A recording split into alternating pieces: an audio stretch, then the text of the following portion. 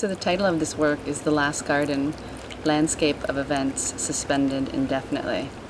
And I really love this garden because it's really hidden, it's off the beaten track, and it's very rare to find a kind of wild place in Venice that feels like it hasn't been touched for a long time, but now is discovered.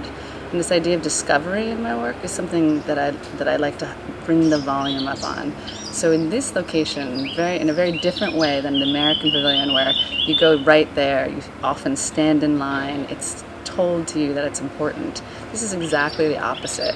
This is a place where you come to the door and you don't even know if it's art or not, and you find the art. So your first impression of the art is that you discovered it. It wasn't presented to you.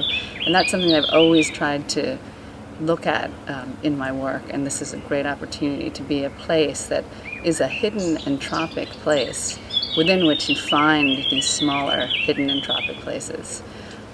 I think the work is, to me, always important to try and figure out how you make a place where there's intimacy in a public space, so that each of these locations you feel a kind of intimacy even though you're out in the world. You make a kind of interior environment in the exterior.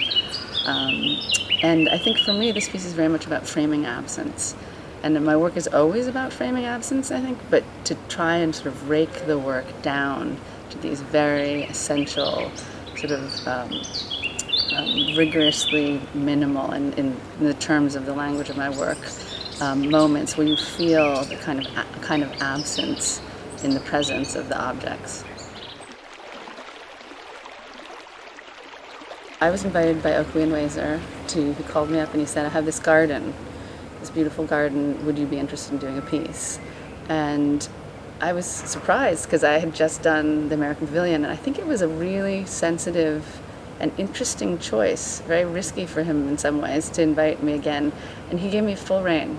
He said, this is your garden, you come look at it, you do what you want. And I think that he knew from my work that I would really love the hidden of the space. And I think both of us knew that it would be an interesting juxtaposition, a totally different, a breath in instead of a breath out, but from the same breathing pattern, a totally different way to see the work, and to be really sensitive to what is actually quite unique and beautiful about this space in the context of the Biennale, to make it a very different space. And again, in this space, maybe, we don't know yet, it's an experiment, maybe 2% of the people who come to the Biennale will see it. But it will, I think for those two people, it will be a very unique memory in the context of the Biennale. And I think also the story of it, which is true of so much, the telling of the story of what happened, where it was, is actually in many ways as important as the numbers.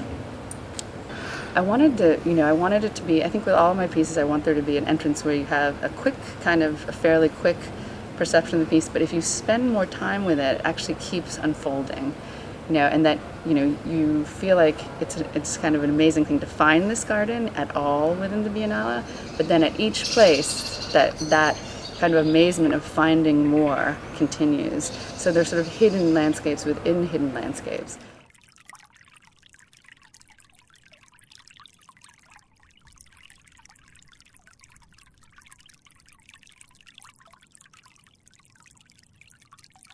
So we have one mirror where at the top, if you follow the crack up, there's a point where the mirror frames the interior, and you discover that there's this hidden space within a hidden space. And you have this idea of orienting and disorienting yourself in a very different way than the American Pavilion.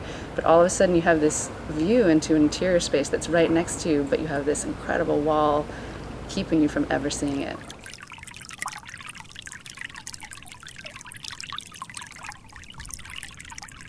So each of the locations has sound in it, and the sound is very, very carefully titrated, and the volume on each one, such that you don't hopefully hear the sound until you're actually at the site. I was interested in this idea of sound as a material. Also, it was important to frame space, to frame absence, to use these things like wind, water, light, and sound to actually have a sense of presence.